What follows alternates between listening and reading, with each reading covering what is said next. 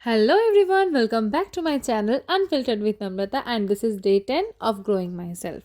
আজকে আমি প্রমিস করেছিলাম যে আমি আমার অফিসের একটা ব্লগ অবশ্যই পোস্ট করব। তো তাই ছোট ছোট ক্লিপসগুলো নিতে নিতে আমি অফিস পৌঁছে গেছিলাম সকালে 10:30 নাগাদ। অফিসে আমার মেন কাজ কী থাকে? আমি আগে প্রথমে অনেকবার ক্লাস নিয়েছি, শুধু অফিস করেছি, শুধু ক্লাস নিয়েছি, গেস্ট টিচার হিসেবে গেছি, এরকম অনেক কিছু চলেছে এই 3টে বছরে। তবে এখন রিসেন্টলি আমি কাজ করছি মেন ম্যানেজমেন্টের কাজগুলো, যেমন রিপোর্টস মেনটেন করা, কোথায় কখন কাজ হচ্ছে, ওয়ার্ক রিপোর্ট মেনটেন করা, প্রি প্ল্যানিং করা, মার্কেটিংয়ের ব্যাপারে ডিসাইড করা, এই সমস্ত কিছু অনেক কিছু দেখতে হয়।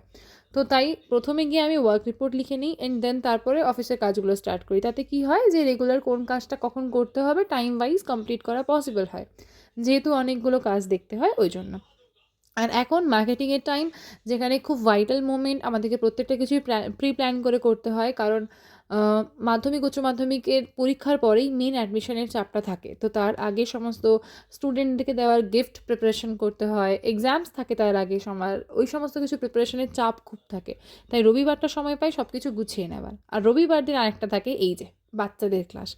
এদের ক্লাসটা করতে খুবই ভালো লাগে, হাসতে খেলতে 2 ঘন্টা বেরিয়ে যায়, তবে খুব চাপ হয়ে যায় যে কে কোথায় পালাচ্ছে না পালাচ্ছে ধরে রাখাটা খুব চাপে।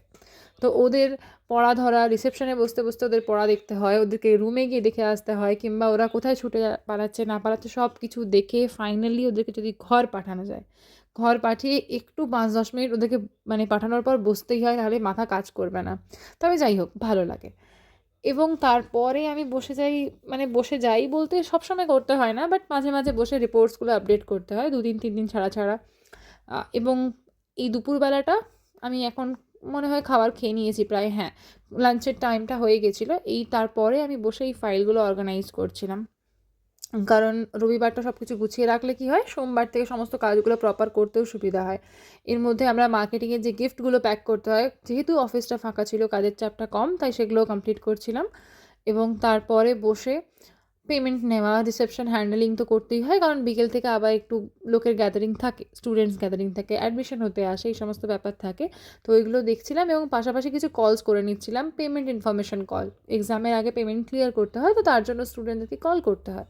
সেটা করে নেওয়ার পরে প্রায় সন্ধেবেলা 6:40 নাগাদ আমার কাজগুলো প্রায় শেষ হয়েছিল। এবং এখানে হিসেবগুলো মিলিয়ে, কারণ সারাদিনে যে ক্যাশ কালেকশন হয়েছে এবং এক্সপেন্সগুলো হয়েছে সেগুলো সব কিছু লিখে, সারাদিনে কী কাজ হয়েছে হয়নি সমস্ত ওয়ার্ক রিপোর্ট লিখে আমাদের যেটা অফিসিয়াল গ্রুপ ওর মধ্যে আপডেট দিতে হয়, সে সমস্ত কিছু কমপ্লিট করতে করতে অনেকটা টাইম হয়ে গেছিলো। দেন লাস্ট চা বিস্কিট খেয়ে আবার আমি বেরিয়ে পড়েছিলাম আমার অফিস থেকে।